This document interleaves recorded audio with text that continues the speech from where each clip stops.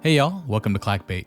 Today we'll be going over the Blade65, which is a 65% gasket mounted keyboard sold by KBDFans as an in-stock board.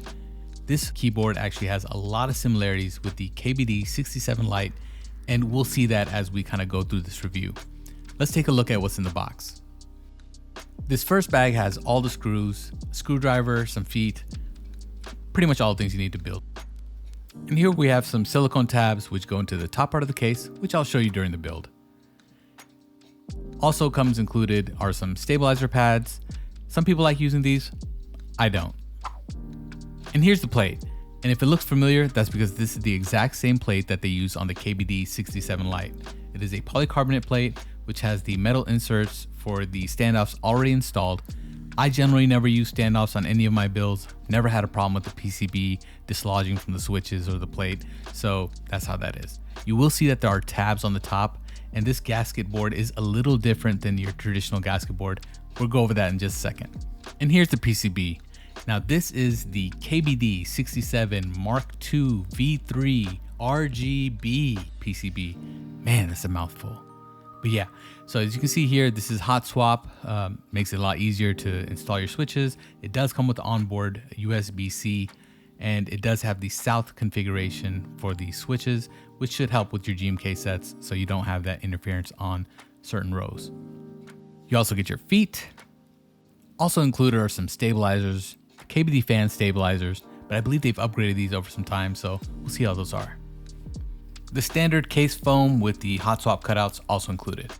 Also, you get this silicone dampener that goes in between your PCB and your plate. Now this is a little different than your average dampener. This actually does have gaskets on it. This is the way that it mounts to the board. So these little gaskets here up top actually sandwich into the board, which holds up the PCB and the plate. And here's the case. And this is the biggest difference between the KBD67 Lite and the Blade65. Now what you have here is a full aluminum board and has a very polarizing design with these asymmetrical shapes, which I really like. I tend to like boards that look a little bit different on my desk, and the way the light hits this one and shines back really appeals to me. You also get a different sound signature with an aluminum board versus a polycarbonate board. So is the premium materials and the looks of this board worth the price difference? Sound off in the comments below. Let me know what you think. The bottom of the board has this skull badge, which comes with I believe the first 100 units sold on KBDFans, so keep that in mind. And here's some specifications for the board. It does have a 7-degree typing angle. The size of the board is 325 millimeters long by 125 millimeters wide. It is gasket mounted, like I mentioned before, and unbuilt it weighs 1.2 kgs, and after I built it, it was 1.55 kgs. So the gaskets actually sit directly onto the bottom of the case. However, it is going to be that silicone mold that I showed you guys earlier. So what you do is you have the PCB at the bottom, the plate, the switches up top, and they just kind of clip right in over here, and they snap in pretty easy actually. So that's pretty nice. And this is how you mount these little silicone tabs. They go into the top part of the case.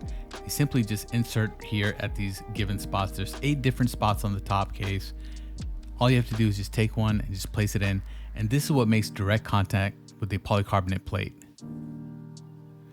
So now we've seen what this board looks like. Let's see how it sounds. Let's see how it feels. Let's start the build.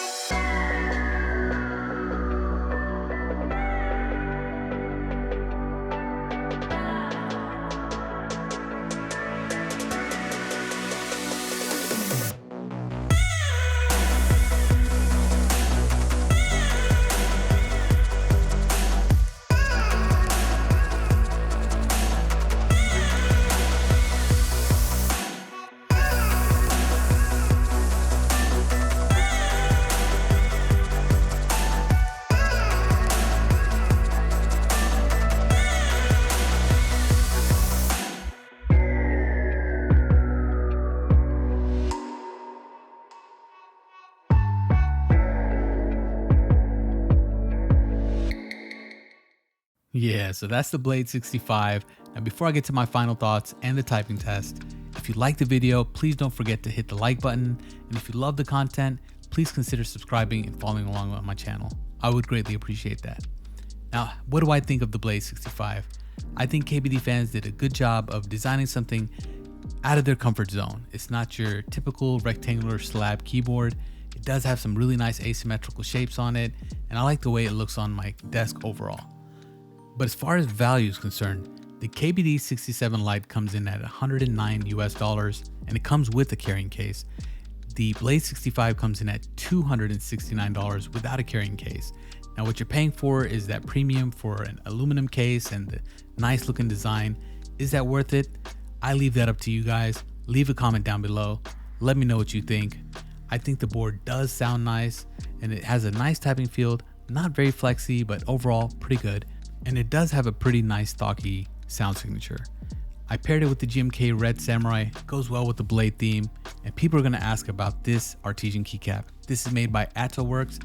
He's been putting out some pretty awesome keycaps over the last few months. Check him out, I'll link his Discord down below so you can see all of his future projects. Now, one tip before we get to the typing test: if you want to keep the flex out of your gasket mounted keyboard, I suggest using polyfill. It does a good job of getting rid of that hollowness, and it does actually still keep the flex. I use this in most of my gasket mounted keyboards, so try it out.